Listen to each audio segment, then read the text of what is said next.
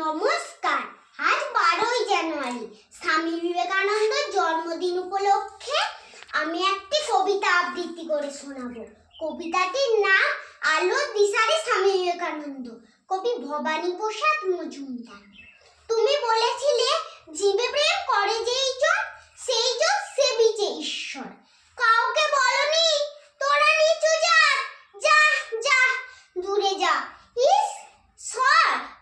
তুমি বলেছিলে অজ্ঞমুচি মেথর, তোমার রক্ত তোমার ভাই, তা যে এই বিপদে সবাই তোমার প্রেমের পশ পাই। তুমি বলেছিলে আলো নিয়ে এসো, সকলের কাছে আলো নিয়ে চলো। আলো দিশারি বলো আজও কেন তোমার দু চোখ দেখি ছলো ছলো।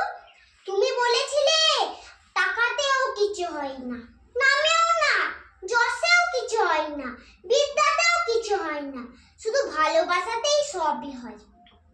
তুমি বলেছিলে সত্যের জয় হবেই হবে, আজও কিংবা কালও। তুমি বলেছিলে তোমরা সবাই পড়েছো মাতৃদেব ভব, পিতৃদেব ভব, আমি বলি দরিদ্র দেব ভব, মূর্খ দেব ভব, এদেরকেই দেবতা মেনে ধন্য হব। নমস্কার।